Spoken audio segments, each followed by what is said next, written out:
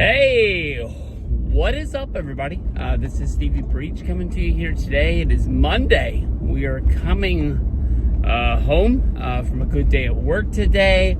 We're going to be watching Monday Night Raw on Netflix come 5 o'clock here on the West Coast. It's not chilly out, but it's a little cool.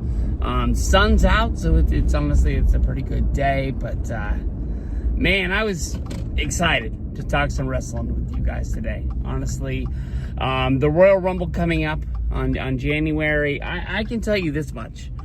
I am really excited about my WrestleMania trip. I'm at the point now that I wish that it would be like tomorrow, just so we can start and we can get it going. I can tell you, I haven't been to WrestleMania in so many years. I'm nervous about not having enough time to do the things that I want to do in New Orleans. I just want to get there so I can knock out all the things I have and then see how much downtime I'm actually going to have on this trip. But the Royal Rumble, it shaped for me a little bit, or it shifted for me a little bit. I think is the right word I was looking for. I really was thinking that John Cena was going to be the victor. I was hoping that The Rock had a chance to be there. I think that CM Punk deserves his name on the wall. You know, him coming back to WWE after being gone for 10 years. Hell, it was the Royal Rumble when he quit WWE and just said, like, hey, if you're going to have Kane throwing me out of a Royal Rumble, I don't want no more of this. Drew McIntyre is the name. Seth Rollins is the guy that's always in the mix. You got to be thinking about a guy that, you know, just jumped over to SmackDown, a former World Heavyweight Champion. Everybody. I think even Gunther has a chance to get in there and actually have a shot. I think it's a little bit of a long shot because of the fact that he already has a championship. But WWE loves to do champion versus champion matches, especially at WrestleMania. We've seen Brock versus Roman. Hell, Roman is another guy. I keep forgetting that he's a name. We haven't really seen him or thought about him since the Netflix on Raw debut where he wrestled against Solo Sikoa. I'm also pretty surprised. I don't think we've seen Solo Sikoa since there. But then you think about, you know, Jacob Fatu. He had one hell of a showing. I think that he is going to be the Diesel, the Mabel, the Rikishi. He is going to be the guy just dumping people out of the Royal Rumble. I think there's a good chance that, like, he has over 10 eliminations. He's just going to come in at a point when it's just packed, and he's just going to clear people out. And I see him, you know, finishing somewhere like in the top 5, and that would make my day. That would just be freaking awesome to see Jacob Fatu just running wild in a Rumble. But when it comes down to it, I think I have a new favorite in the Royal Rumble. You know, people came out and they were saying John Cena gonna win the Rumble. John Cena versus Cody Rhodes, last WrestleMania. You know, going out with his name up on top. Maybe he finds a way to win it. And the last year he's in WWE, he sees himself at the top as the champion. He could be doing house shows, you know, kissing babies, and you know, just reliving those 2000 moments of John Cena where he just was unbeatable, and maybe even give him like a Ric Flair like storyline that, like, hey, you know, John, this is fun and all, but you know, when you lose that thing, we don't need you anymore. I know that we don't really have like the heel authority, you know, with like Stephanie and Triple H, you know, running things kind of crooked at the top.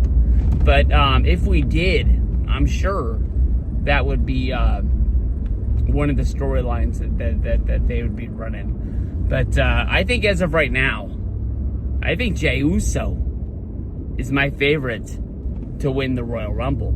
I know that a lot of people look at, you know, the Elimination Chamber, you know, pretty much going to be taking over Toronto in February.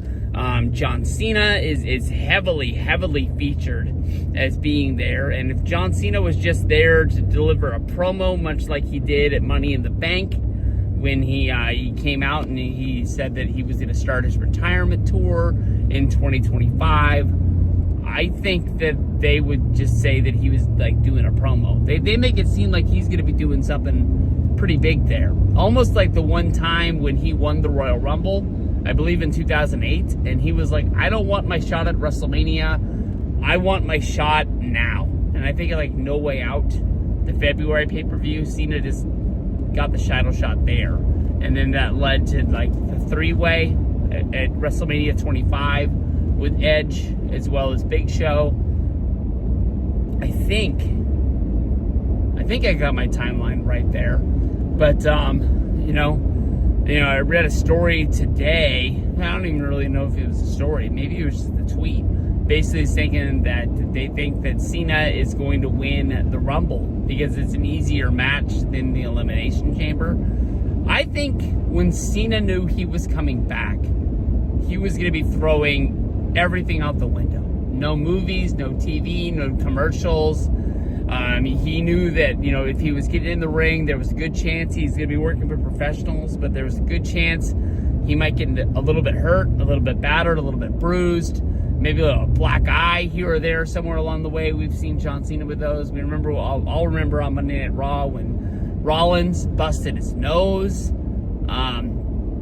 Shit happens. I think he's cleared his schedule to the point where, like, hey, WWE, you want to use me, this is when you use me, and we're good to go. Cena's wrestled in the chamber before. Cena's done ladder matches, TLCs, Money in the Banks. He's gone through tables, ladders, chairs.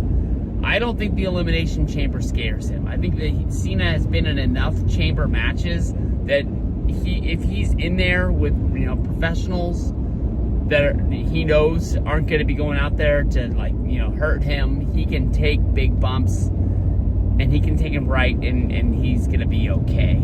I would love to see Cena in the final two. I think Cena being in the final four would almost be guaranteed. But I could see Cena, getting eliminated. He was my pick going up until late Saturday night when Jey Uso didn't beat Gunther. Gunther's face, I heard some stuff with Wrestling Observer Live, basically talking about the fact that the ending to Saturday night's main event might have been rushed. Maybe they ran out of time and they were telling them to go home right now. It didn't really make sense. Their final sequence, like squashing the Uso comeback, to me it made a lot of sense. But Uso, when he, was given that comeback and then it just led into the two power bombs, Gunther's face after he got the 1, 2, 3 was not a victorious thank you, I knew I was gonna win. He was almost looking on like in shock, like, I can't believe I won. I can't believe that I did this. Like I think he even believed that Jey Uso had his number. Now Jey Uso came up short because of his brother last year in the Intercontinental Championship match on Raw. This year on Saturday night's main event, he doesn't have anybody coming in breaking up the match. I even thought there was a chance maybe like Solo Sikoa would come in. Where has that guy been? That guy booked like a permanent vacation. He just took off and he's gone. He's been on one hell of a run. He might not have been wrestling all that time that he was in the bloodline, being the backup for Roman Reigns and the Usos. But dude, that guy, I don't know. I'm almost at the point now where I'm saying he needs to be around because what the heck are we doing here? That I could see, Jey Uso winning the Rumble. And now it does make sense. They like to think that the WWE Championship as well as the World Heavyweight Championship are on equal playing grounds. But much like, when The Undertaker won the Rumble and they brought Bobby Lashley out with that ECW Championship, thinking that in storyline there was any shot in hell that Undertaker was going to be like, hey, I want to fight for that thing on Tuesdays. No shot in hell. But then again, when Charlotte Flair won the Rumble, she was like, hey, I want a shot. No. Did Charlotte win or did Rhea Ripley win? I think Rhea Ripley won. But then why were they fighting for... No, now I'm all mixed up. I'm thinking about WrestleMania 36. Charlotte Flair versus Rhea Ripley. I think that we're going to have a rematch. I think that Charlotte's going to win the Women's Rumble this year. Was that fighting for the NXT title, or was that fighting for the WWE title? For some reason, I have memory of Charlotte going to NXT, because I think around that time they were, debuting on USA as a part of the Wednesday Night War between AEW Dynamite and NXT. They had Charlotte there. They had Finn Balor there. And that lasted a little while. I think Charlotte even wrestled on the In Your House 3-way, if I remember right. I don't know. 2020, a little bit messed up in the mind. I was getting back into wrestling a little bit at that point, but at the same point, I got out pretty fast. It filled the void, and then it was like, I'm out. But I don't know. I think that Drew McIntyre is a name to watch in the Rumble. I mean, definitely if you pull him in your Rumble pool, I would be excited.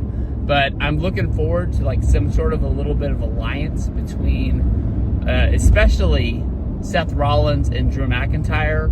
Maybe even adding Kevin Owens into this after the Rumble. I don't know really where a 6-man works at WrestleMania, especially using McIntyre, Rollins, and Kevin Owens all in one match. But they do have to wrestle somewhere on the card. But I honestly, I just feel bad for them. I don't think they have a shot to win the Rumble this year. It's no knock on any of them at all. I really think that like Jey Uso winning the Rumble would especially be like winning one from the bottom. In a Rumble pool, I want to say roughly like in 2013, I pulled the number and I was pretty excited about it because it was somewhere in the 20s. And I can't remember if I got Jey or Jimmy Uso. They were a tag team. I didn't think they had any chance at all once I heard their theme music and they came out on the stage. I pretty much just lit my money on fire and I threw it in the dumpster. But this year, in 2025, I really think that he's gonna do it. I don't know, what that means with him, being the main champion on Monday Night Raw coming out of WrestleMania, especially in this Netflix era. But they've been calling the guy main event Jey Uso since he came over after WrestleMania, splitting from the Bloodline. Cody brought him over, and I think it's time to deliver on that line. Cody holding the championship for SmackDown, Jey holding the title, and running with it. It reminds me a lot of like the new era that started around WrestleMania 20. I know there's some people that could be thrown up in a bucket right now because I mentioned Chris Benoit. But if you remember the feeling of WWE at the time, with them going with Eddie Guerrero, especially, and Chris Benoit as champions coming out of WrestleMania, that definitely was they're taking a gamble. Going with these guys that people have been saying are the best wrestlers in the world for a while, and maybe they're not the most entertaining. Maybe they can't deliver the best promo. Maybe they can't, name value. You can't sell some tickets, but they can make it entertaining. But I really think he's gonna do it. And then at WrestleMania, no doubt in my mind, Uso's gonna beat Gunther. Hey, what is up, everybody? This is Stevie Breach coming to you here today. Driving home from work. Good day last night. Go home Monday Night Raw on the Netflix. Damn, man, that was good. That was really, really good. I got hyped up, honestly, for a match I don't even think we're going to see anytime soon. But it gave me a little bit more hope in CM Punk. I already made my video. I already declared Jey Uso is my pick. Jey Uso is who I believe is going to win the Royal Rumble. Last night, we got a super hype video from Jey Uso going down to the ring. I don't know who that rapper guy was. That's just not my scene. But I can tell you one thing, is he got a lot of time really doing nothing other than yeeting on top of the announce table. For a guy who's not going to win the Royal Rumble, I don't know really what they were doing there. The guy was coming off a big loss on Saturday night's main event. He came out, he admitted it. He said that he was going to put all of his force into, taking the Royal Rumble and winning that thing, and I honestly believe in it. But my mind is going crazy. When are we going to see CM Punk versus Cody Rhodes? That's a match, honestly, we never even got to see in AEW. They never crossed paths there. Honestly, a lot of my thoughts when Cody returned to WWE, obviously, WWE believed that he could be the Hulk Hogan, the John Cena of WWE at the time. He honestly really still is. But, that's enough of a reason to jump over. But part of me at the time, even, now I conspiracy think about when these AEW documentaries are going to come out about what is going on backstage, in the not even in like the locker rooms, but what is going on in like the office rooms? Like what is going on there? I thought that maybe, Tony Khan had brought CM Punk in and gave him sort of an office job, a lot like he did with Kenny Omega, the Young Bucks, and Cody Rhodes. A part of me was thinking that Cody really wanted to be in the decision-making of booking. And Tony Khan, it sort of says that he lets the wrestlers have their own thoughts on what's going on in the angles, but he's the driving force in wins and losses, who's getting the pushes, and things like that. And I think Cody just wanted in on that. But so we're gonna stay for the poll. That was freaking weird. Just the podcast just started playing as I was making the video there. I don't think I've ever had that happen before. Normally, if a podcast or anything audio starts, the video automatically stops because they didn't want you stealing the shit.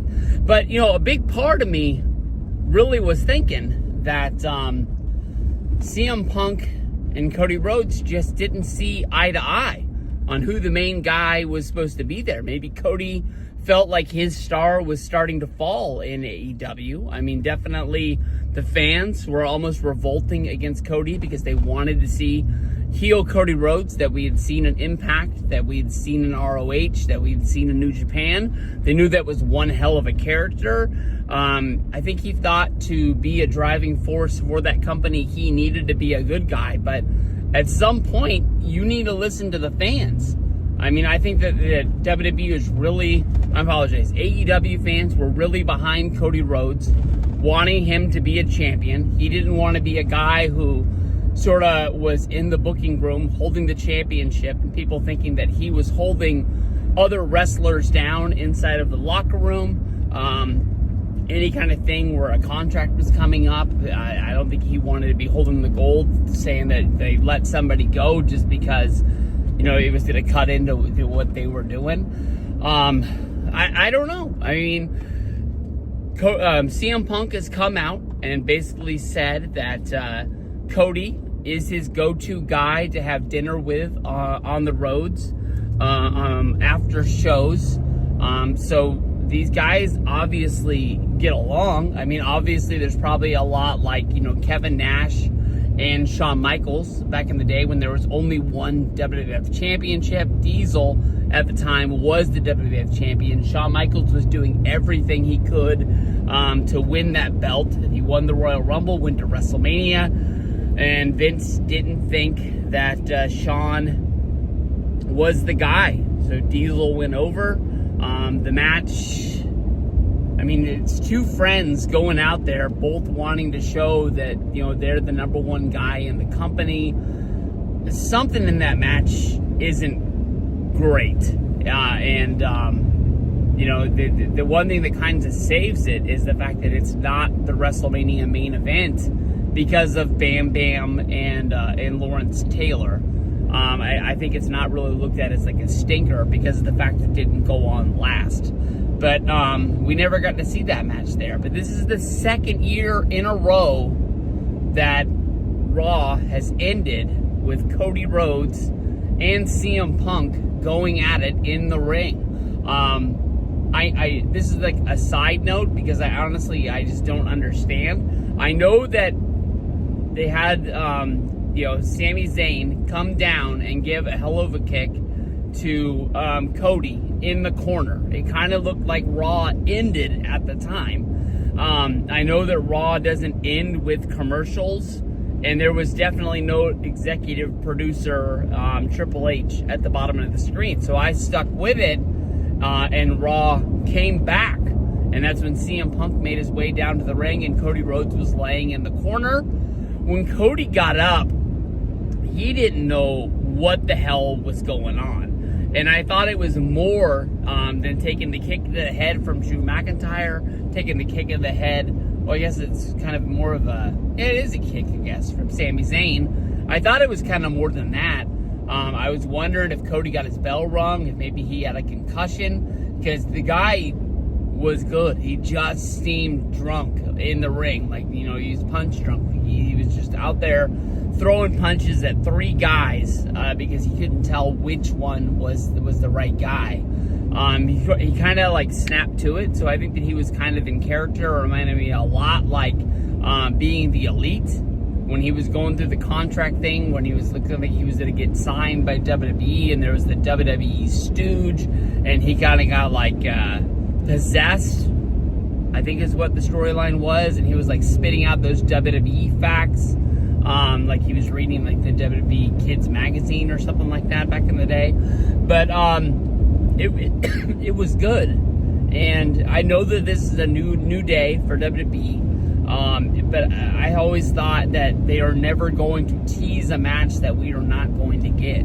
And I know there's things in my mind that if CM Punk doesn't win at the Rumble, that we can still get to Cody versus CM Punk. It definitely is one of the A1 matches that they can give us for WrestleMania, that no one is going to say that it's not one hell of a main event. I think there's Cody versus Roman, Cody versus Rock, Cody versus Cena, Cody versus Punk. You could even do, I think that people would kind of go against Roman versus Cody for a 3rd time in a row. They did it in LA, they did it in Philly. To do it again in Las Vegas, I think people would kind of point at the ticket prices and the 3rd time in a row, and they would go fucking bananas. These are the same WWE fans. I'm sure some people have come on board, some people have fallen off,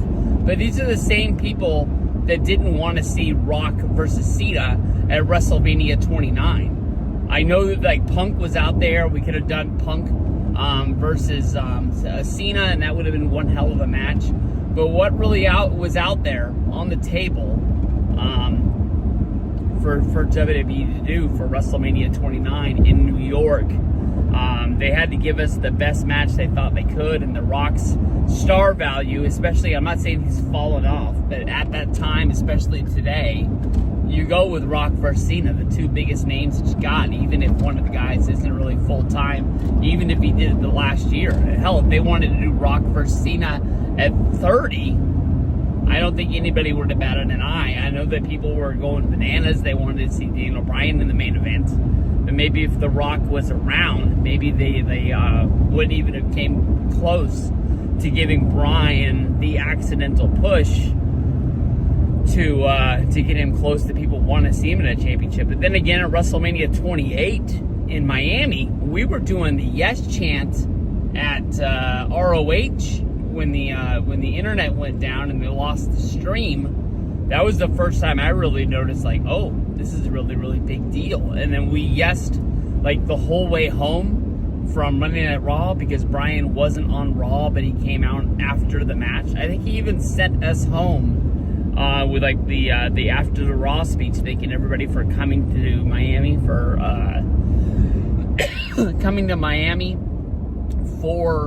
WrestleMania, and saying we'll see you again next year. Because to me, I think like the new year for WrestleMania starts basically the night after WrestleMania. Monday Night Raw after WrestleMania is kind of like night one. Even if they do a lot of rematches, it sort of kicks off the new year for WWE. It's not like you kind of think of like the Royal Rumble to WrestleMania push as like the playoffs in like the NFL or something like that. That's just the way that I think about it. But I really want to see this match. I wonder when it's going to come around. I don't think they do it on a normal PLE, like, I don't even remember, like Payback. Halloween Havoc is one they do for freaking NXT, but I don't know why that's on the top of my mind. I just don't want to see it on like one of the non-big ones. I think, you definitely don't want to turn Punk. You definitely don't want to turn Cody. I think that they'll have their number of fans that are out there, but for the mainstream fans, that's good. But for like the people who like pick and choose when they're gonna pick up WWE and roll with it, I don't think you want to just have a random Saturday night's main event and Cody Rhodes is now your newest bad guy just out of the blue. I think you can build to it and people will understand when they see it, but you just don't want to do it just right after WrestleMania. But Cody was out there reminding me a lot of WrestleMania's 28 push with Cena versus Kane, because we already knew that we were going to get Cena versus The Rock. And a lot of that built up a storyline that never even happened.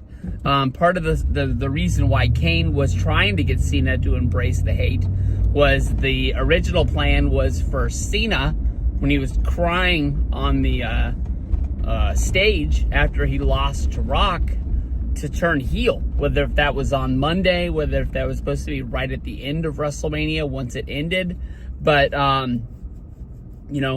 them signing Brock, they had to decide, like, we need to keep Cena as a good guy because we have Brock Lesnar, and we could do Cena versus Brock at Extreme Rules, and we can keep the momentum going because Brock was looked at as almost just as big a star as The Rock was, coming off of being a UFC champion, and a huge name that had his run in WWE before, and now he was going to be returning and basically just coming in kicking asses and taking names. But SummerSlam, Survivor Series, even if you push this for a year, you don't tell us out of the gate, but we can kind of put the pieces together. Whether if he says it or not that his dreams are to main event WrestleMania, or if he just wants to be in the company on the card, in a spot that matters, I think that the fans that have been with Punk since the old days, they want to see Punk in a main event spot. I think there's a lot of fans out there that are going to be picking Punk to win the Royal Rumble after the promo on Monday. I think that definitely is probably like one of the biggest matches people want to see, and they want to see when they're going to start putting the pieces back together. I think it's going to be really, really fun. Really, really good. I don't think it's going to happen at this year's Mania. I'm definitely not changing my pick of Punk winning it.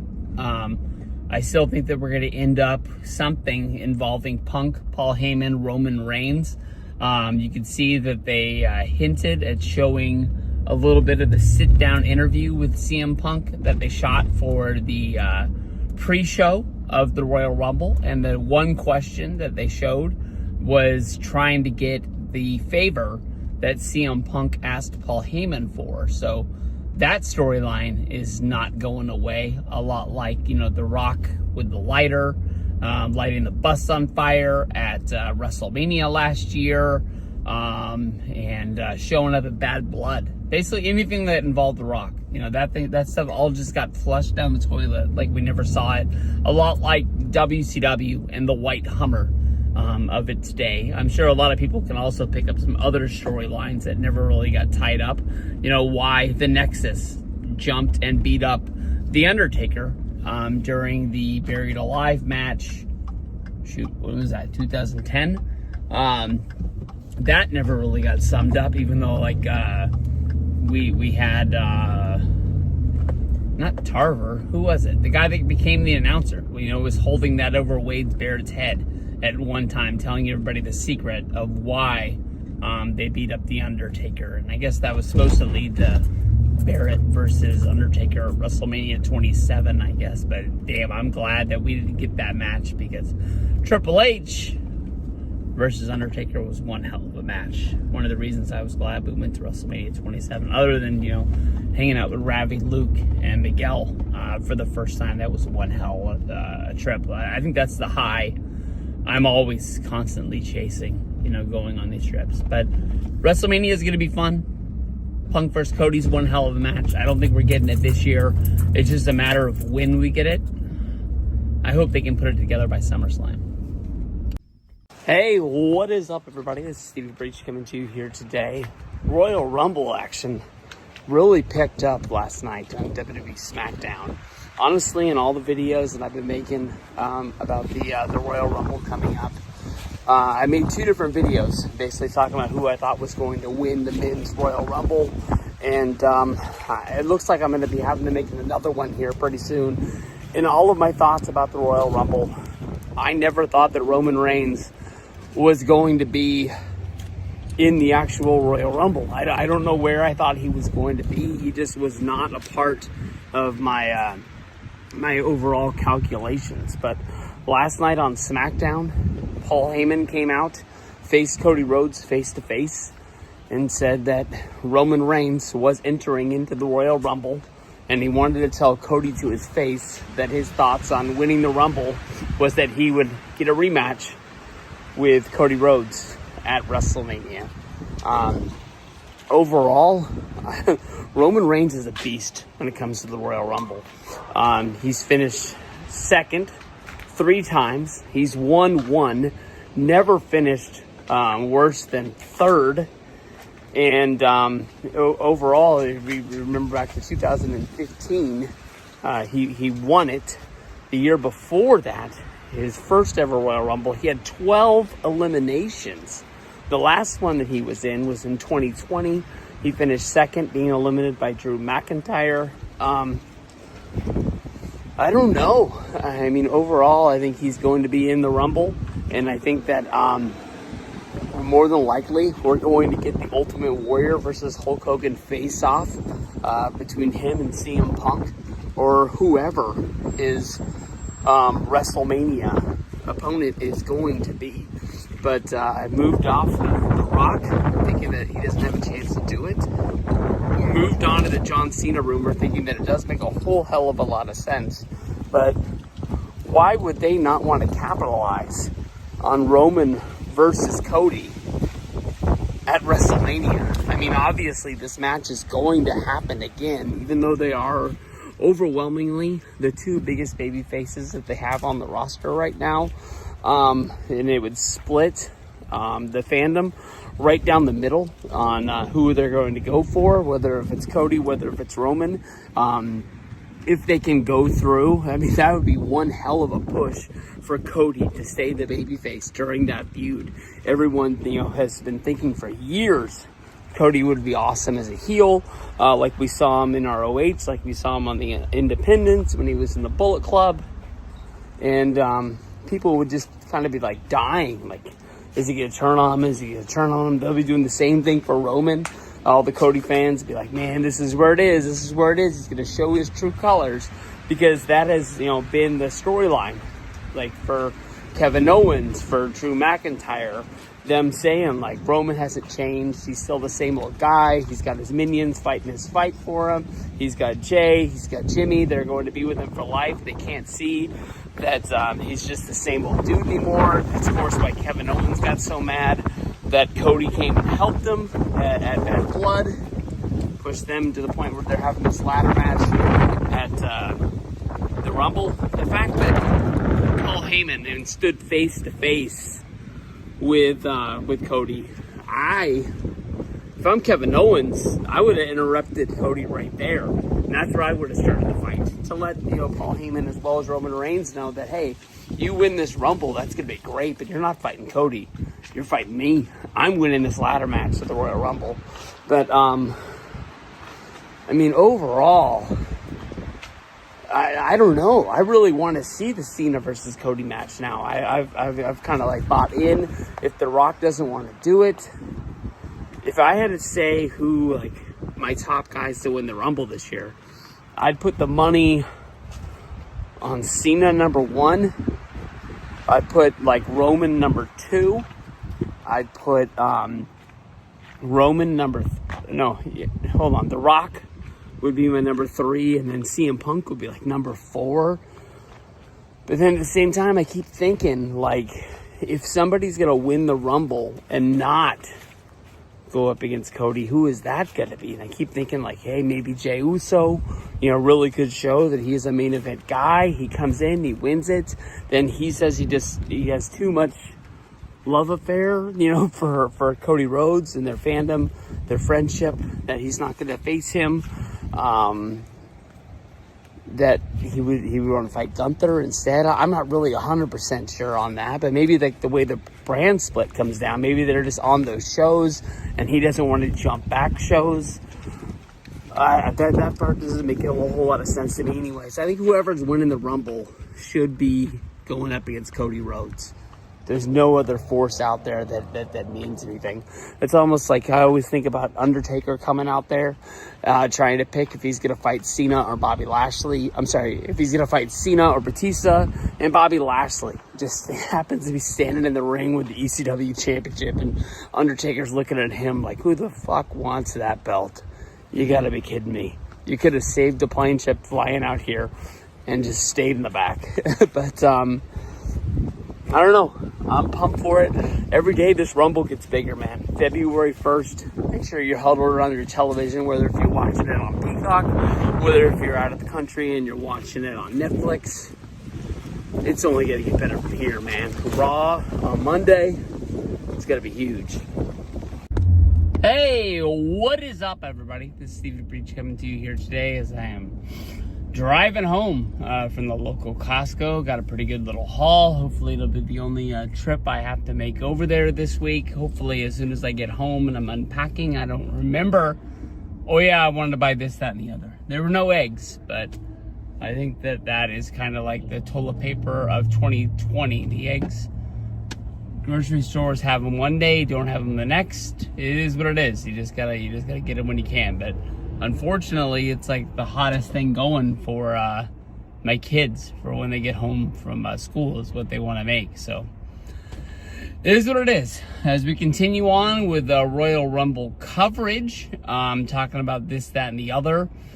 The Rock. Man, I really thought this was going to be the year of The Rock winning the Royal Rumble, going to WrestleMania. I thought that we were going to, restart the story. I guess is is what I thought they could have done it. But of course, The Rock seems like he doesn't have time for WWE at WrestleMania, whether if it means, he's making a movie. Some people say that he's going to be doing things with Moana, where they're going to be redoing the live action reshoots around that time, and because Disney is going to have him, under insurance, that there is no shot in hell that The Rock is going to be able to get into the ring. We all saw Red One, the one that came out, that was a Christmas movie. I saw it on Amazon Prime. I know nobody went and saw it in the theaters, but they were really, shooting fireworks off in the sky about, how many people watched it on Amazon Prime its first week that it was up. I'll tell you this much. I was getting mad when I was watching that movie. Of course, this is the one where he is the FBI, I guess you could say, or the CIA Secret Service for Santa Claus. Santa Claus ends up getting kidnapped, and he's got to go find Santa Claus, save him, and bring him back. I was just getting mad. Like, this is why Cody had to lose at WrestleMania 39. This is why we didn't get Rock versus Roman. And of course, I think one of the reasons why Cody lost was because they wanted to keep the belt on Roman to be able to do Rock versus Roman the next year. But of course, no decisions got made. And then they have, Cody go out there and win the Rumble for only like a month later. The Rock to come back to WWE show up on SmackDown, say that he wants to sit at the head of the table, and he just wants to cut in line and have a match with Roman at WrestleMania. He just thinks that Cody is just going to be okay with this decision. If The Rock wanted to have the match with Roman, why didn't they just have The Rock win the Rumble? I know the last year we beat this into the ground 1,000 ways from Sunday, and in the end, Triple H had it make sense.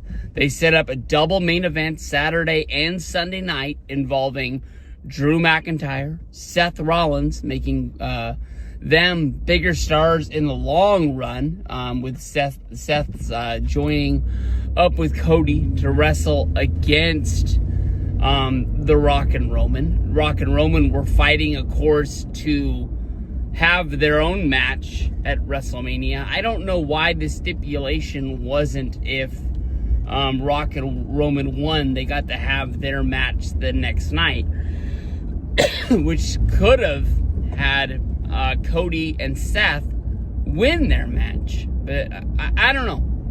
A lot of me thinks Triple H knows what's going on. Triple H knows what he wants in WWE. And every once in a while, The Rock just comes in and says, hey, this is what I'm doing. He doesn't care what Triple H's plans are. He doesn't care what the current direction for WWE is. The Rock just comes in, basically, he doesn't rewrite the show. He rewrites himself into the story, and he doesn't care what this does to anybody else. How is it going to make any sense in the world that Cody Rhodes wins the Rumble and just says, yeah, go ahead and have my match? Which was like the best part of the whole story to me, is like Rock and Roman are setting up this match that at the time nobody wants to see. Everybody wants like to, say, we want Cody, we want Cody. It makes him the strongest babyface that they've had in the company since Cena. But Cody still has that chip in his pocket and just like, I'll fight you at WrestleMania. And Rock and Roman were left there like with their pants down, basically being like, oh shit, we didn't really think that was coming. I still really don't know what the plan was. But this year, of course, after WrestleMania, we had the setup for the match with Rock and Cody in the ring on the Raw after WrestleMania. Of course, they were sharing belts back and forth. They were shaking hands. Rock was whispering in his ear that he was putting something in his hand. And then, of course, the whole bad blood thing. I just basically thought The Rock was coming back at WrestleMania, and we were going to have Rock versus Cody. I'm not going to say that was the only reason why I wanted to go to WrestleMania, but I really thought we were getting a match that we were going to remember for a long time, that was going to be really meaningful. If they do, Cody versus Cena, Cody versus Drew McIntyre, Cody versus Seth Rollins, Cody versus CM Punk, they do any of the above, it's going to be a WrestleMania main event that, I'm glad that I'm at, and, spent my money to go out of my way to go see. But, I don't know. I just really wanted to see it. Now, of course, everything changes. I had Rock as my winner of the Rumble up until the Raw Netflix special. Rock comes out. He plays babyface Rock. It was almost like we saw Dwayne Johnson out there instead of The Rock as like the board member. And he was doing all the right things. He was saying thank you to Netflix. He was, putting the camera on them up in the box. And they were holding the WWF Championship. And match made in heaven. And I was like, that was weird. That was really, really weird. And then I was like, well, maybe that was Dwayne. And maybe we'll see Rock again. And that's why they had Rock come out first. Which was really weird, because they basically had two openings to Raw because Triple H had already been out there. So then they immediately go to Solo versus Roman, and then Roman wins, and then The Rock comes out during his celebration, and they have a whole deal with patting him on the back and saying how good of a champion he is and how he is the real tribal chief, and he has the Ulafale again. And I just kept looking, like, is Rock setting something up for Roman? I don't know. I'm wondering if maybe, The Rock is trying to play off Mr. Good Guy, so nobody is really looking in his direction.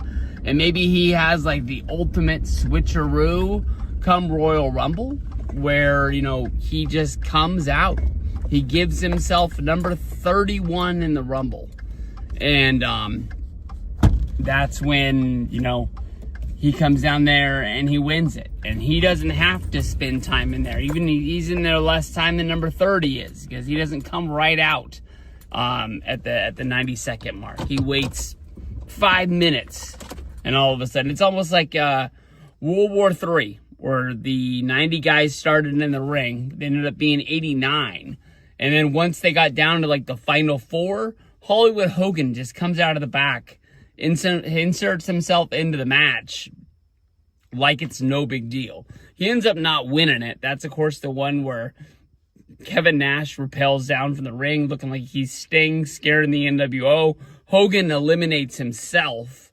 That sets up Scott Hall to get the win. And then, of course, that becomes an angle down the road that Scott's supposed to get a main event match and a pay-per-view against Sting, but Hollywood Hogan keeps cutting in line. And that's kind of like where the Wolfpack split comes from down the road, because why is Hogan holding all of his own guys down? They've kind of all supported Hogan the whole time, and now all of a sudden it's the last one. But I don't know. I mean, that's a real drastic thing to hope for. I'm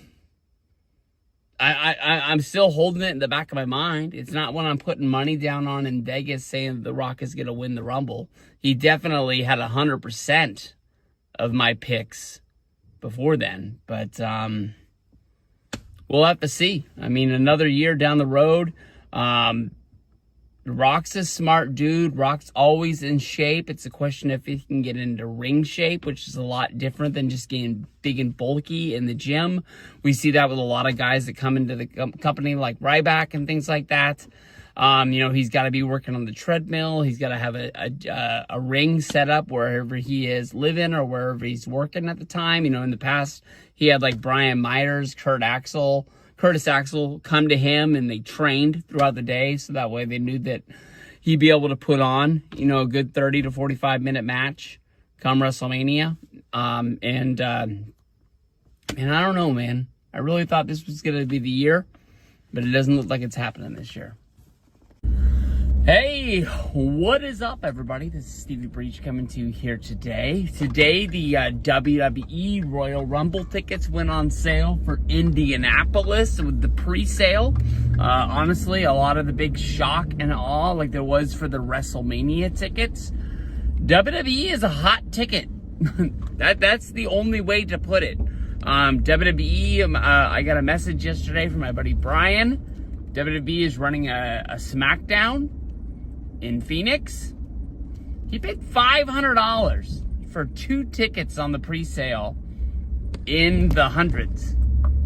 To me, that really seems high. I honestly thought that when SmackDown came to town to buy like a ticket in the hundreds was like $40, but they got they got fees on top of fees on top of fees. There's 3 different fees before you get to taxes. There's basically like the help you on the app fee. There's basically like just the Ticketmaster fee. There is the fee for the stadium / arena that it's gonna be in, and it's just, I think they're gonna price people out of being fans. That's honestly just the way it's gonna be. But until they get to that point, charge whatever you can charge to get everybody in the building. I'm just really surprised on how much it is. But I think there's definitely going to be a price point they're going to get to where they find they can't do this anymore.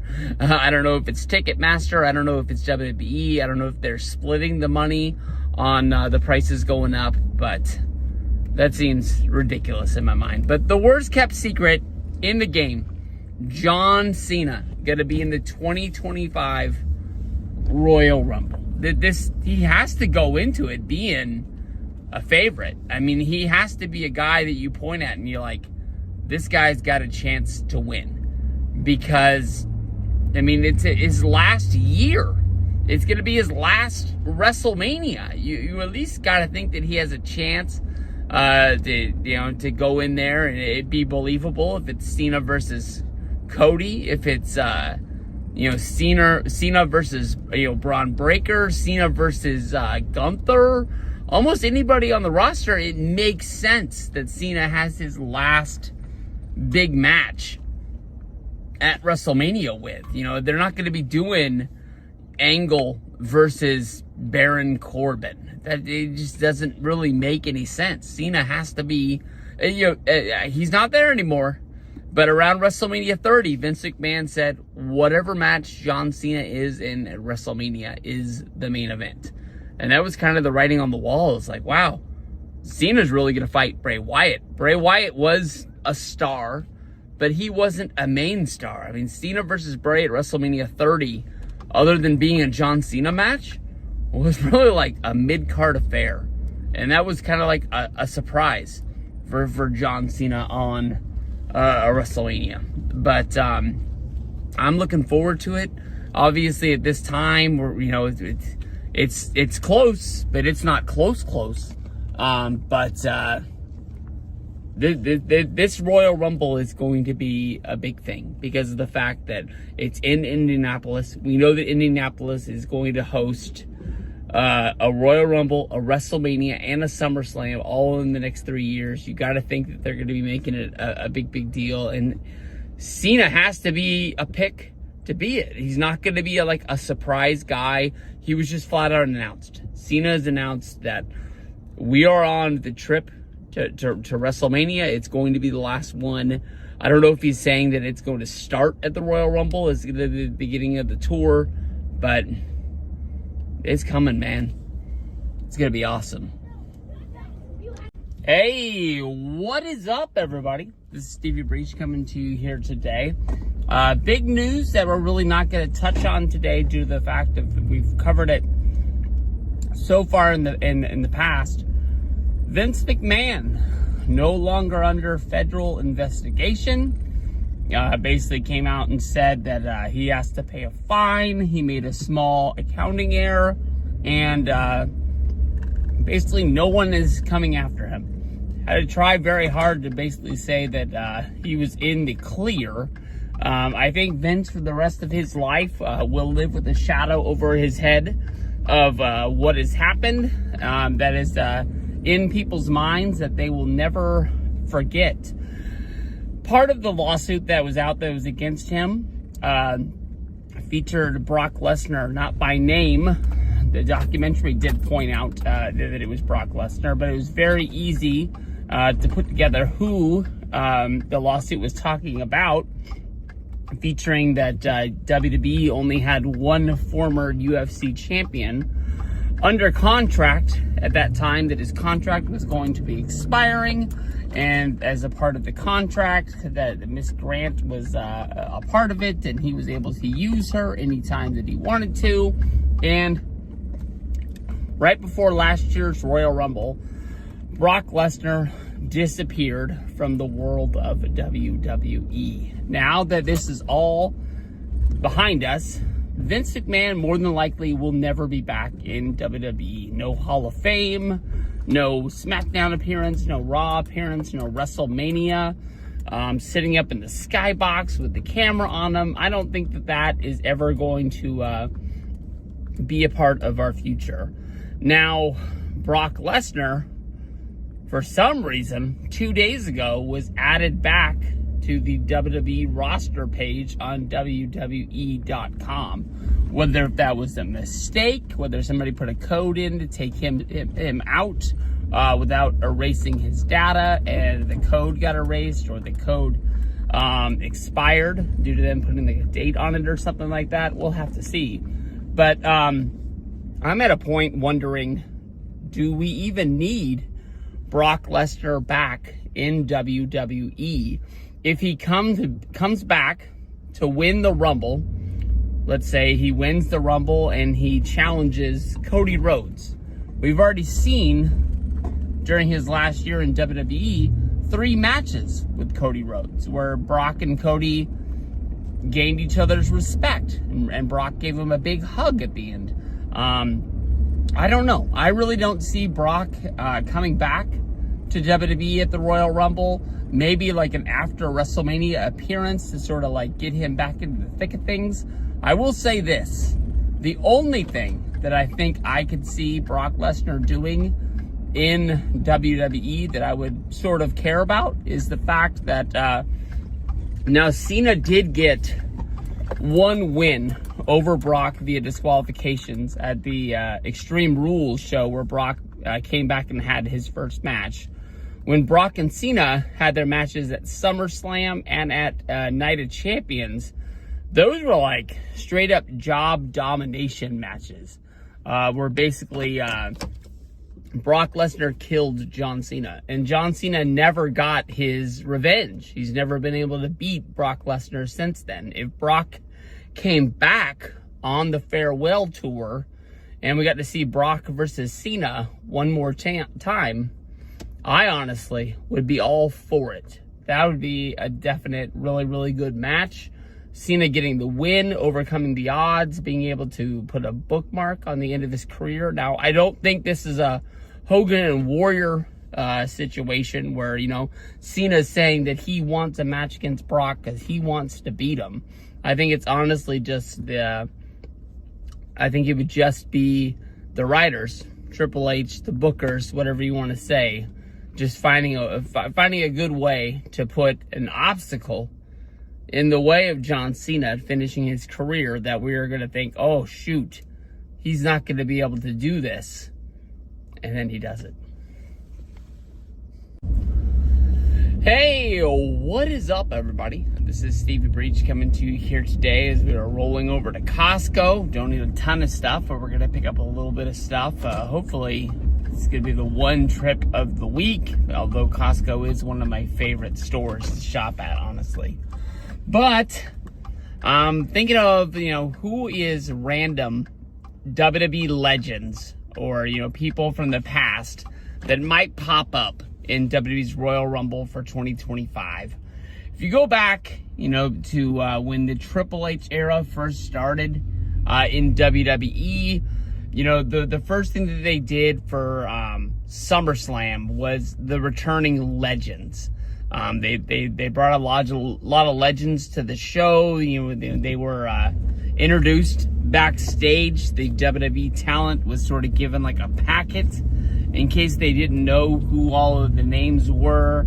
They came with the names, their accomplishments, a picture, trying to pave the way for the WWE stars of today to thank the stars of, you know, that built what is WWE today, whether they were, you know, people from the NWA, WCW, or the WWF. No matter what, if it wasn't for a lot of those names, there would be no place for Monday Night Raw or SmackDown or WrestleMania or a SummerSlam. You know, the people that built the road that you're driving on today, you got to send thanks to them. You know, for every pay-per-view, people, you know, that have been brought, you know, given front row seats, thanked, you know, put up on the screen for a minute. The one major change from a lot of those names was Goldberg. Goldberg was seated in Atlanta at Bad Blood, front row. You know, and you know, sort of pointed out as being one of the legends. He was there with his son from the University of Colorado football team. You know, this is also the same son who jumped the rail when Goldberg defeated Brock Lesnar, when Goldberg had his last run as WWE champion. Well, I guess he was the Universal champion. That was after he beat Bray Wyatt and then held the belt until losing it to Braun Strowman at WrestleMania 36. You know, since then, you know, Goldberg has been brought back here and there along the way. The last time I believe it was a Crown Jewel pay-per-view where he wrestled against Roman Reigns.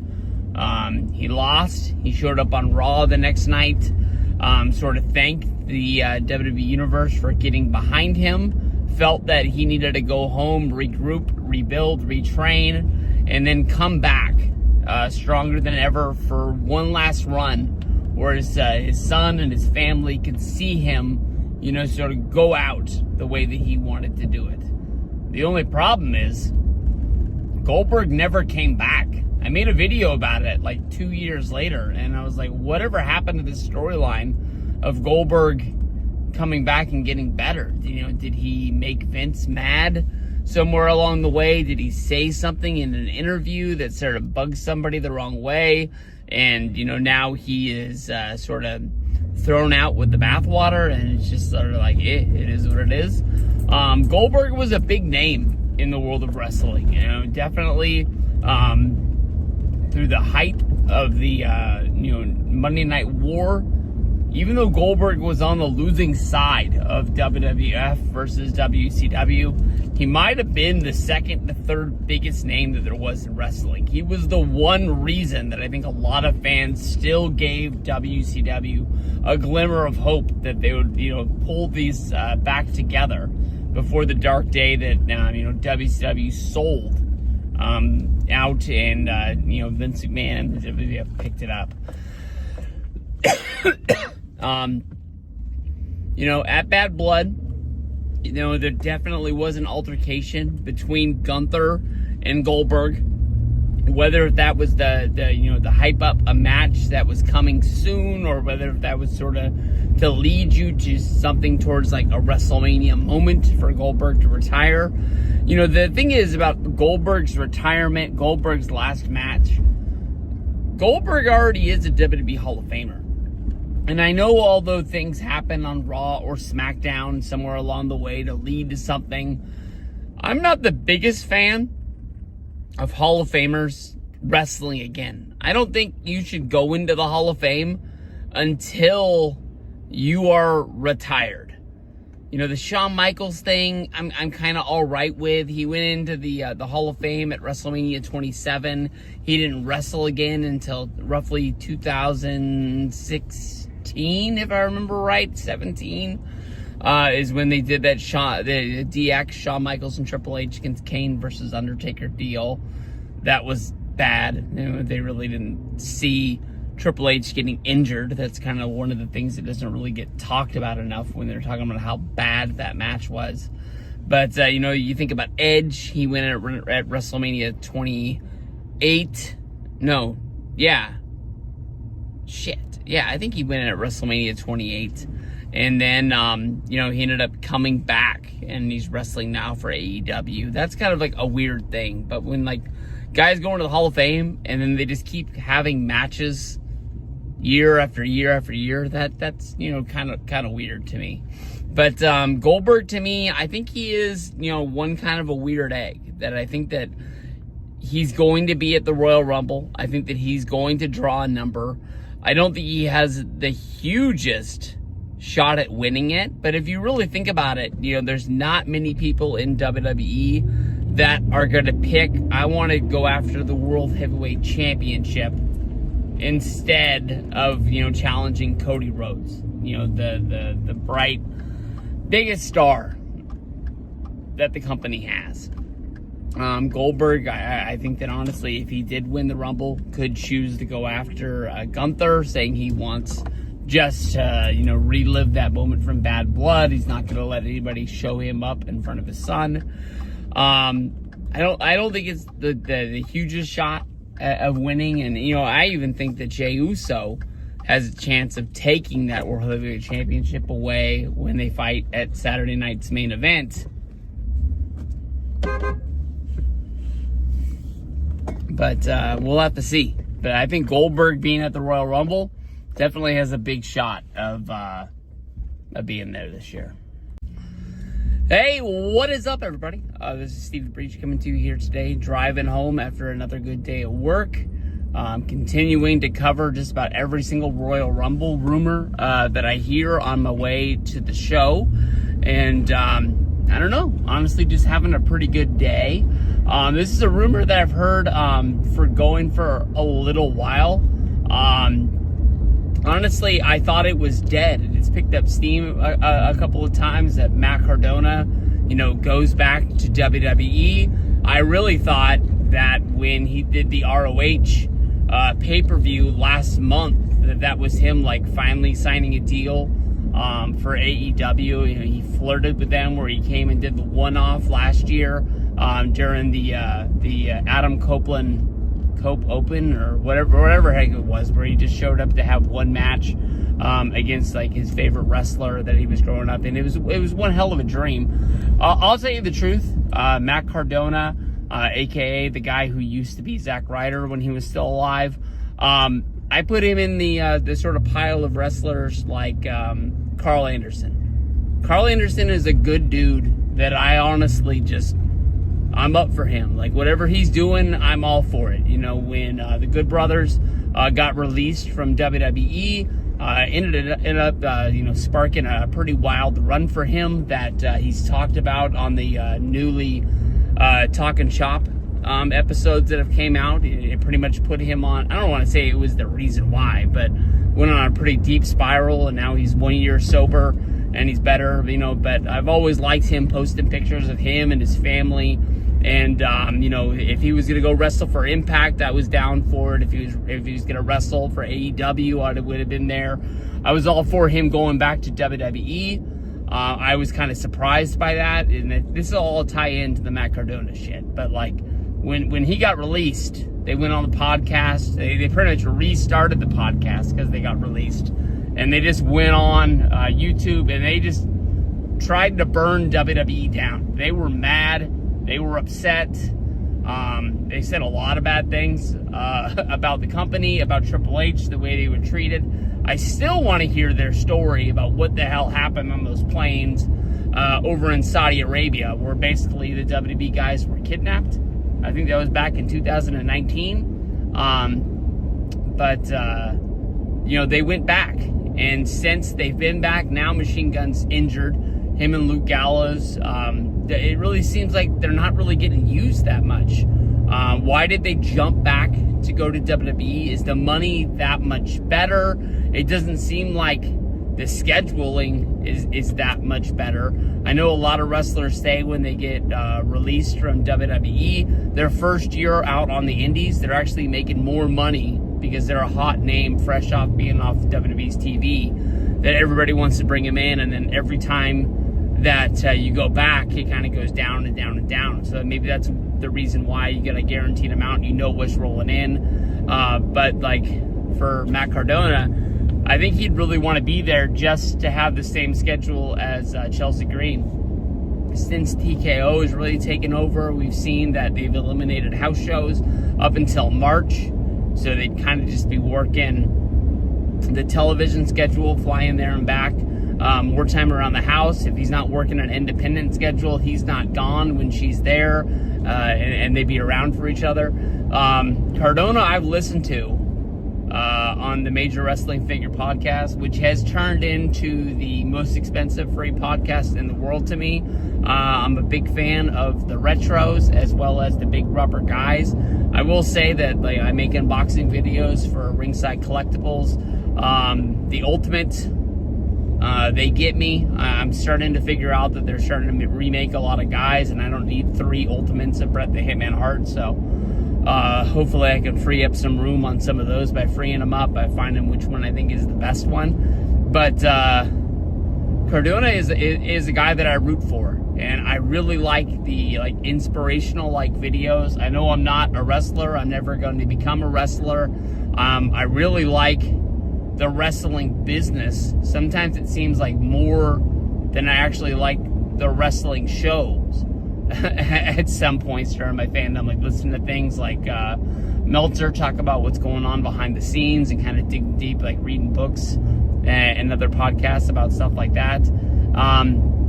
And I'm 50-50. I really want Cardona to come back to WWE because he's kind of put it out there on the record Zack Ryder is dead. That's no longer who he is. And if you haven't been watching or paying attention in the last 4 years to see what Cardona's done to like up his game on the independent schedule, like I was never the biggest GCW fan, but you know, when he went to wrestle against Nick Gage in the match that kind of like put him on the map as one of the best independent wrestlers there is in the country, I think I knew who Nick Gage was because it was kind of fresh after that Dark Side of the Ring Spike TV special. And even like listening to the podcast, you could hear Brian Myers' voice the first time that, you know, Matt announced the match. He's like, do you know what you're in for? Like, do you know who this is? Like, that guy is going to kill you. And like, not like just as a saying, he's going to kill you. And that's basically what happened in that match. I mean, light tube, pizza cutter across the face. I haven't seen that match since it happened, but like it's one that I can like play in my mind. Like it was almost too hardcore for me. It kind of was like, it broke like what WWE and WCW set up as hardcore wrestling for me in my mind. It kind of like blew that out of the water. Almost too much. But I'm rooting for this. I really wanted to see him come in because it really seems like from his videos and from the things he says on his podcast is he wants to sign with WWE. Now, the down part of this video is I don't really know where Matt Cardona fits in the roster. I don't really want to see him come into WWE and become like what Brian Myers was during his last Kurt Hawkins run, where I think he lost continuously for like 2 or 3 years every match that he was in. And I know that if you're really into wrestling and you care about wrestling more than just what you're watching on TV, wins and losses really don't matter as long as the guys are going out there and giving really good, entertaining matches. But I don't want to see Matt Cardona come back and have to turn back into Zack Ryder, being like the over-the-hill, kind of like Jersey Shore guy just hanging on. I want it to be Matt Cardona. I want him to be able to say Matt Cardona is dead. Oh no, I apologize, I fucked that up. I want him to be able to say that Zack Ryder is dead and go. Like, do I think that Matt Cardona is going to be WWE champion? No. But is he a guy that could win the Intercontinental Championship again? Yeah, maybe. When he left, it was kind of in the time in WWE when I was falling out. I won't even say when he left. Like during his last run in WWE is kind of like when I left the world of professional wrestling, like watching Raw and watching SmackDown, because it seems like before, you know, him and Brian Myers won the tag titles at WrestleMania, it was at 35 in New York. The singles run was honestly almost non-existent in the world of 50-50 wrestling, where it seemed like everybody won today, lost tomorrow. Oh, but he'll win the next day, just kind of like keeping everybody on the level playing ground. And he barely ever was able to score wins, no matter what he did to try and change it up, whether it was change his look, change his gear, try to do something really cool in the ring. It just kind of like he just wasn't in that spot. But I think he's left. He's kind of like redone himself to the point of like almost when Drew McIntyre, when he got released, as being a part of a 3-man band, and then he came back. Drew is not looked at as a guy that would be hanging out with Jinder Mahal and Heath Slater, playing air guitar in the back. I think those days are done. Those jokes aren't even able to be made. The only thing that is a constant is that he still calls himself Drew McIntyre. So, I mean, could he come back and be remade to the point where he's a badass? That, I've already said that Drew's one of my favorite characters in WWE right now. I love the fact that, McIntyre gets to walk around and act like he's the only one not crazy, that everybody else is being a bad guy. He's the ultimate good guy, and nobody else is seeing all the bad shit that like Roman Reigns is doing. But I think it would be cool. The fact that, within a good small amount of time, that he'd be able to say he worked in AEW, he worked in ROH, he worked in WWE all at the same time. I think he is at a level of independent fame that still has WWE fame. They haven't made the joke in a while, but I think no doubt in my mind, before it is all said and done, Zack Ryder will be a WWE Hall of Famer. I think that if they wanted to, and the price was right, I think that he could be Zack Ryder for one night if it wasn't in the cards for him to actually get a real deal and come in. But I mean, I'm not looking for Matt Cardona to be wrestling on Main Event. I think he's better than that at this point in his career. It's hard to get airtime, especially now that Monday Night Raw, it looks like it's not going to be a 3-hour show each and every week. Last week ended at about 2.5 hours, and it just went dark. And when you really look at it, the guys like Punk, Rollins, McIntyre, Roman, Cody, when those guys are there, they're all the ones that are going to be, getting the airtime. And then they've added all of these new women's singles titles, so they're going to be showing an emphasis on the women's division with them getting more matches at the time. And we don't want to just be counting down when was the last time that we saw him on Monday Night Raw or SmackDown. We don't want him just signed to the roster, hanging out and catering like it's 2010 all over again. I think that honestly Cardona deserves this. I think it would be awesome. I'm not really looking for him to come in at a level of like what AJ Styles was in 2016. No, that wasn't 2016, you idiot. I think it was 2016 now that I think about it. But, it is kind of like that, because if you remember back to when AJ came in, there was all these questions like, would WWE sign somebody at AJ's age? Would they bring him in? When he brings him in, is he going to have to go to NXT to learn the WWE style and this, that, and the other? Instead, AJ just went right to the main roster, debuted in the Royal Rumble. And then once he was able to debut, he just honestly just started tearing it up. He won the WWE Championship within his first year. And now here we are, 9 years later in 2025. He's injured, coming in off of another injury. And the last time we saw him, the dude looked as big as we'd ever seen him in his career. He looked like he was really gearing up for what could have been his last run or something like that. I got no doubt in my mind that he's the man. I think that if they give Cardona a chance, I think he knows what's going on. The only thing is that I've got from the podcast, he's told a few stories somewhere along the way in different shows. I'm pretty sure that he doesn't think that Triple H likes him. And maybe this is a new era. I'm sure at one point CM Punk didn't think that that Triple H liked him, and I don't think he liked Triple H either. But I think that if he's able to prove that he is honestly there for the right reasons, he's going to do everything that he's asked. I think the Triple H in this new Triple H Netflix, whatever you want to call it, WWE era, I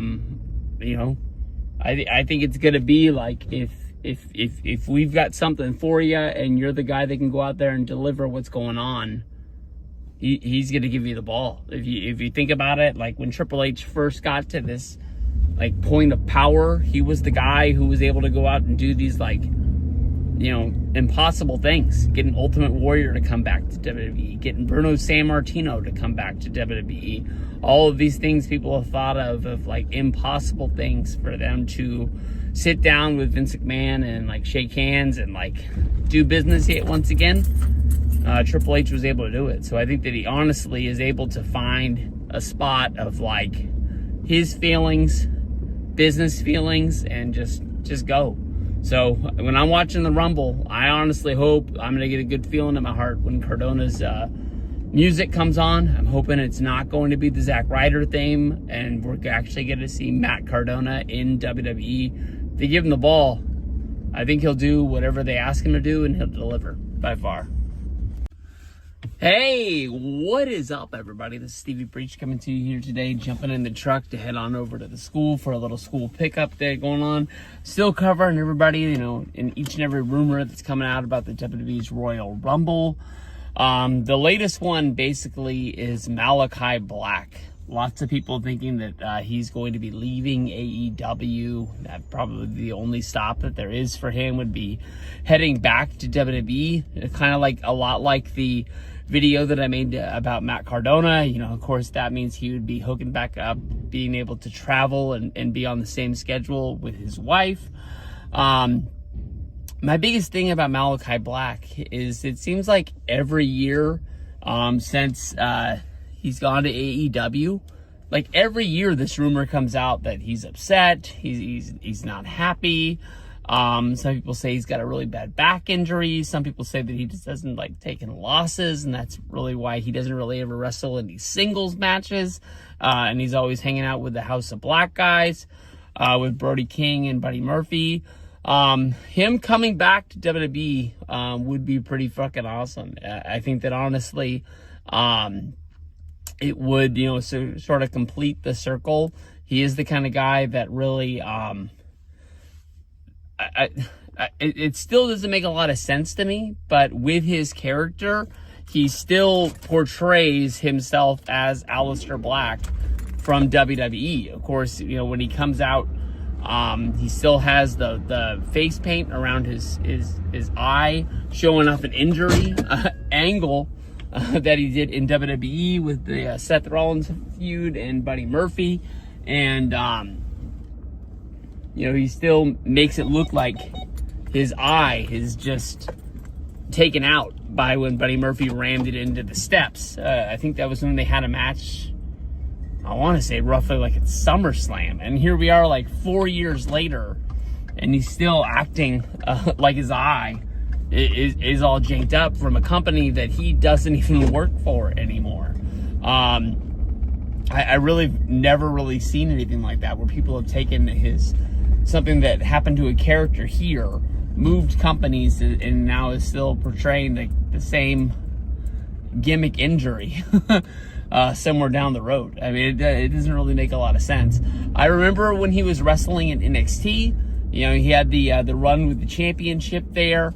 They really kind of portrayed him like he was going to be the new Undertaker. And with, you know, him not being around WWE, they're kind of like missing that big monster. You know, it looked like Bronson Reed was going to be the new monster.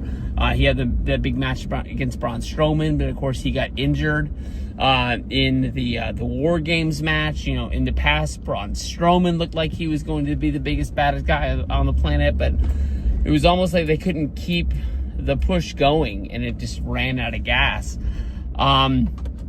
You know, when people have said that he's upset in AEW and he's leaving, he kind of answers the rumors. He comes out and he says that he just took a little bit of time off. He's got an injury, this, that, or the other. And he's going to hook back up with Brody King as well as Buddy Murphy in AEW as soon as he's able to get back. Well, the answer, like, the rumors have been out for about a week, and they're growing pretty strong, and he hasn't came out and answered them. So I think it's pretty strong. If he's making the jump over to WWE, you got to think that each and every person is looking for a big surprise, a big return, a big debut at the Royal Rumble. If you're a wrestler, the Royal Rumble is kind of like the one place that you want to return at. So him coming back would be a big surprise. He wouldn't have his group with him. I'm guessing that Brody King would stay. He's only ever been there. Buddy Murphy, you know, being able to jump back over, then he's able to you know, be a Rhea Ripley all the time. Maybe that's something that could happen down the road. But, you know, his last run, they really portrayed him as the cruiserweight wrestler, you know, the 305 guy. And then he kind of was like Seth Rollins' muscle. He got to have a couple singles matches, but he never really was able to let himself shine in one-on-one deals. But this is, of course, being in a new era, you know, maybe something can happen for it. But as of right now, I'm guessing that Aleister Black, Malachi Black, whatever you want to call it, be coming back to WWE. At this point, there's so many rumors running like crazy about the world of wrestling right now that I don't even know if they have enough numbers for the amount of wrestlers that they got coming back. Hey, what is up, everybody? This is Stephen Breach coming to you here today. Woke up to some news about the upcoming WWE's Royal Rumble. Royal Rumble is always one of my favorite events to make videos for because of all of the surprises that seem to pop up with people thinking that this person or that person is going to be into the WWE Royal Rumble. Woke up to two surprise entrant rumors that are out there, one being Ric Flair, one being Hacksaw Jim Duggan. In this one, I'm going to tackle Ric Flair, saying that he's going to be into the Royal Rumble. There's been a lot of news, a lot of smoke behind this of Ric Flair saying he wants to lace up the boots one more time. We've been seeing this rumor. I think a lot of times people tend to think that maybe, Ric Flair is running out of money. He needs to have one more, big payday, seeming to be out there. We are a few years removed from Ric Flair's last match, which was a pay-per-view bonanza that was put together, I believe, by Conrad Thompson. And there was a whole StarCast thing put behind it. They put on their own pay-per-view entitled Ric Flair's Last Match. It was Ric Flair and his son-in-law going up against Jay Lethal and Jeff Jarrett in a tag match. And even Ric Flair has came out and said the match wasn't good. I don't know if he wasn't, in shape. He wasn't ring ready. The guy's over 70 years old. I really don't know what there is the expectation for this last match to be. I mean, he had three, talented wrestlers that are, I don't want to say at the top of their game right now, but I mean the three guys that are still blowing it up on TV right now. And Flair has admitted that he fell asleep during the match while he was selling on the apron. I don't know where there is to come back from there. I know that the Royal Rumble is basically set up for, the surprise, the theme goes off, the big entrance. And I mean, Flair could run into the ring. He could crawl to the ring, I guess you can say, and then just basically get bushwhacker looped. Run in one side, run out the other. WWE, really ever since the Triple H era has started, we saw at SummerSlam, basically the WWE legends up in the booth, sort of get their Hall of Fame, WrestleMania moment where they all get shown up on the stage. They were all, backstage. The wrestlers said that the WWE passed around a memo telling you who each and every wrestler was and what their accomplishments were, in case some wrestlers didn't know who they were. They could all sort of show their respect to them. Kevin Nash talked about this on the Ric Flair podcast. I don't know. I wouldn't be surprised with how big Triple H is a Ric Flair mark. But I do believe that Triple H knows he has to put on the best wrestling match that he can at the Royal Rumble. And with how deep the WWE roster is right now, there might not be one spot to give up. I know that in the past we've had moments like Santino or Mick Foley, come in and give a little bit of comedy to the match to sort of change the mood.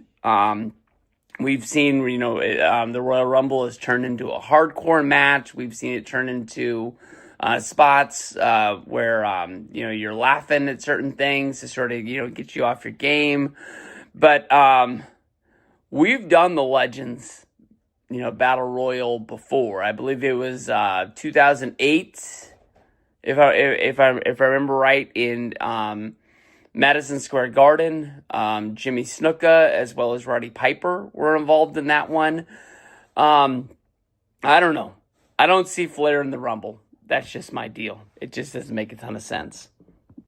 All right, we're back and we're talking about WWE's Royal Rumble 2025 and the possibility that the WWE legends, Ric Flair as well as Hacksaw Jim Duggan, are going to be in the WWE Royal Rumble. In this one, we're going to be talking about Hacksaw Jim Duggan. Hacksaw Jim Duggan, a great legend. He had a great run in WWE before jumping over to WCW.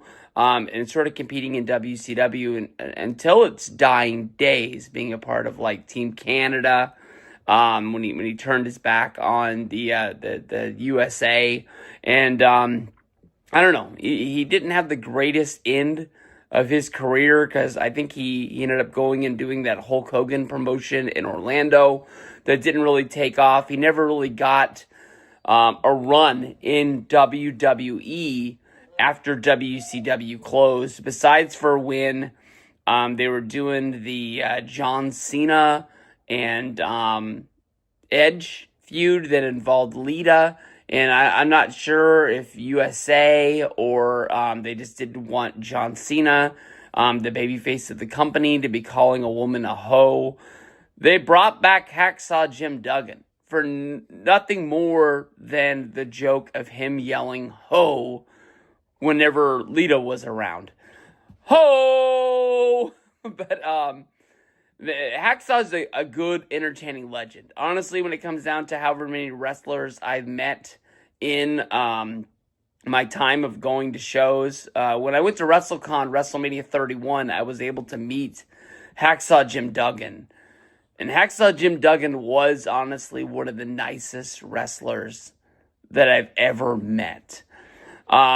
WWE turning the Royal Rumble into a legend spot fest. Of course, Hacksaw be getting his ticket to the Royal Rumble. Maybe they could use it like how NASCAR or golf.